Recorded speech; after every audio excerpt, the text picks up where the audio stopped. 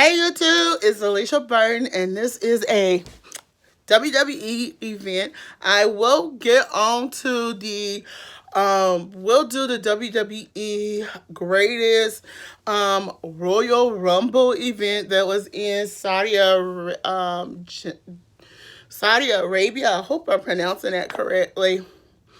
But what I wanted to come in, I do want to talk about this right now, but it's something I noticed that they did not have headlining there. Okay.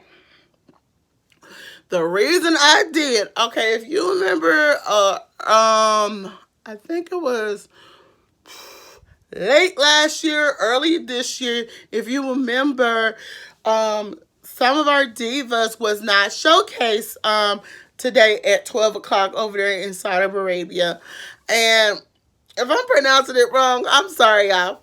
And I was like, is that strange, or is that just me, or if they just saving these women rivalries for another day? Now, I felt like they could have had some females over there wrestling. I'm going to give you why. They could have had about 3 female matches, a part of the great Royal Rumble over there in Saudi Arabia. Now, the reason I'm fin to say this, I am not dogging WWE in no shape or form.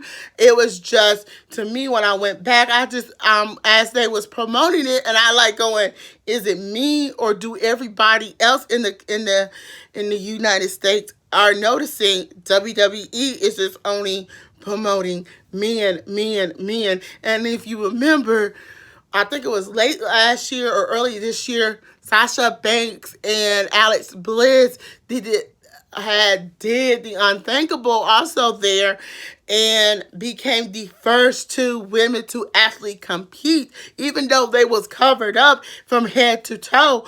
Oh,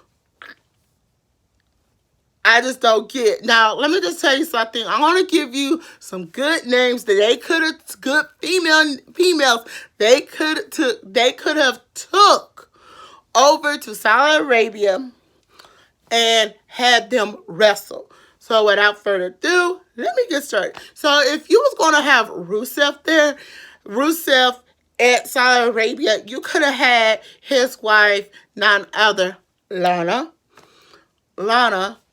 to be wrestling, and it could have been Lana versus, I don't know, could have been Lana versus a hometown female wrestler. A little covered up, but hometown female wrestler. I mean, it would have been great. It would have been great to see something like that on the show today.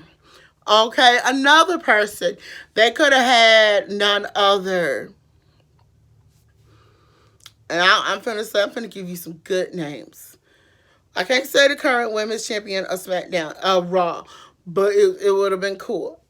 Not, I would say Dana Brooks could have anticipated in this Royal Rumble. If you look at her, she's not being utilized in the way that it needs to be. So if she wasn't participating in that men's greatest Royal Rumble, then it could have been her versus, I don't know, her versus Sonya Deville.